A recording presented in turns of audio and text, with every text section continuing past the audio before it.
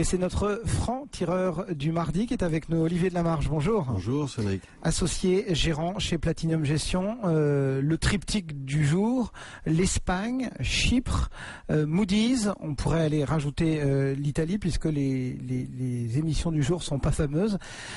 Rien ne va plus. Ça va pas vous surprendre. On a ce sommet européen dont on attend beaucoup, mais dont on n'aura probablement pas grand-chose. Comment est-ce que vous voyez les choses toujours avec le franc-parler qui est le vôtre? On attend à chaque fois quelque chose. De toute façon, on attend de Monsieur Greenspan, mais autre chose que le menu, généralement. Qu'il fasse un quantitative easing parce que ça permettrait à la bourse de continuer à faire mumuse. On attend que à chaque fois qu'il y ait une réunion, qu'il y ait 20 personnes à la maison, ou 8, ou 4 en petit comité, on attend qu'il en sorte quelque chose. Il en sort jamais rien, évidemment, pour la bonne et simple raison qu'il ne peut rien en sortir, que vous avez aujourd'hui des pays qui sont tous exsangues. Regardez ce qui se passe en Allemagne, qu'on prenait pour le portefeuille de l'Europe. Aujourd'hui, il n'y a plus rien dans le portefeuille. Ils sont en train de ralentir, et de ralentir probablement assez méchamment. Vous avez des Länder allemands qui sont tous en faillite.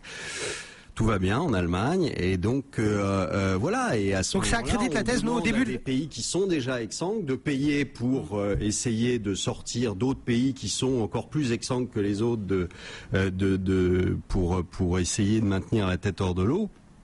C'est pas quelque chose qui fonctionne, donc arrêtons de réfléchir en permanence sur des bases qui sont fausses, qui sont mauvaises, et acceptons les choses. On entend dire aujourd'hui de la part des Européens que la Grèce aurait jamais dû rentrer dans l'euro.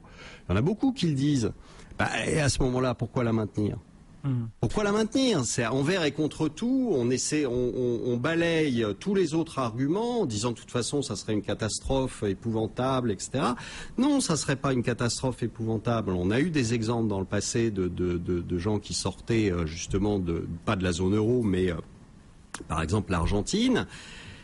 Ils s'en sont remis, ils ont eu des difficultés, mais ils s'en sont remis. Là aujourd'hui, si on continue comme ça avec tous les pays, on va droit dans le mur, et dans le mur pour longtemps, parce qu'on n'aura toujours pas trouvé la solution, parce qu'on s'accroche à une solution qui est fausse dès le départ, qui est mauvaise dès le départ. Si vous changez pas l'équation, vous aurez jamais aucune chance d'arriver au bon résultat. Aucune. Vous pouvez toujours essayer de magouiller pour essayer de gagner une semaine, qui un mois, qui 6 mois, etc.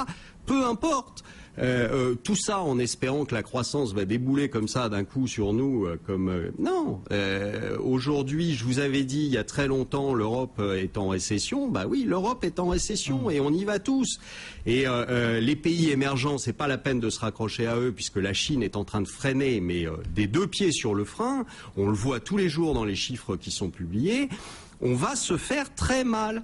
Donc arrêtons de rêver et on va payer le prix. C'est pas drôle, c'est pas agréable, mais on voit que les politiques sont totalement incapables de nous sortir de là où ils nous ont mis. Voilà. Et du côté des États-Unis, on voit les chiffres, et vous nous l'avez souligné depuis quelque temps, qui s'accumulent, qui ne sont pas bons, mais on peut imaginer tout de même que l'économie américaine également est peut-être un petit peu bloqué, tétanisé en attente de la présidentielle, non? C'est pas nous, faut arrêter.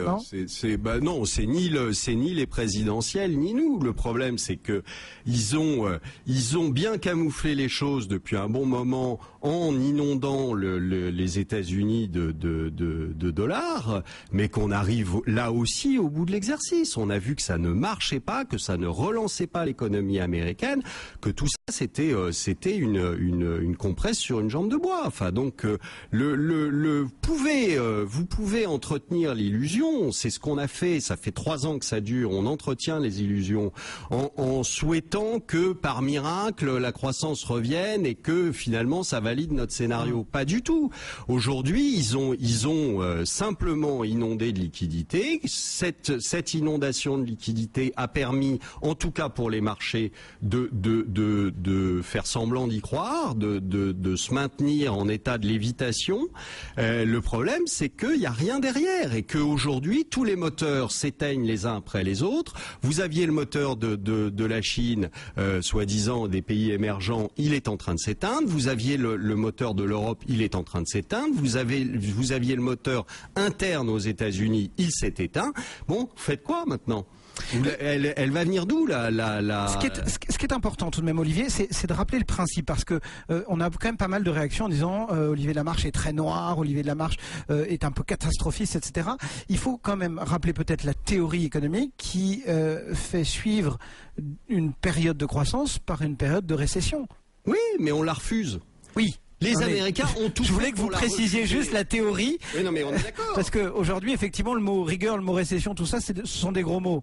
Oui, mais c'est des gros mots. C'est les Américains ont décidé qu'envers et contre tout, il n'y aurait pas de récession, et ils ont cru qu'en inondant de dollars, ils éviteraient la récession. Ben non, ils l'évitent pas. Donc clairement aujourd'hui, plus on va s'enfoncer dedans, plus ils vont émettre de billets, etc. Et on court la catastrophe. Aujourd'hui, clairement, il faut que nos politiques acceptent juste de prendre un risque électoral et de laisser venir une récession. Oui, mais sachant que ça va être extrêmement dur et extrêmement violent. Pourquoi ? Parce qu'on a fait les cons avant, donc on va payer l'addition. C'est tout.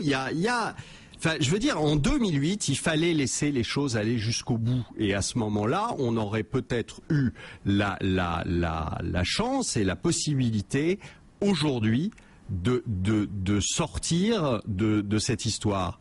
On a refusé à ce moment-là, on a tout fait pour éviter ça, en créant une espèce de déséquilibre épouvantable.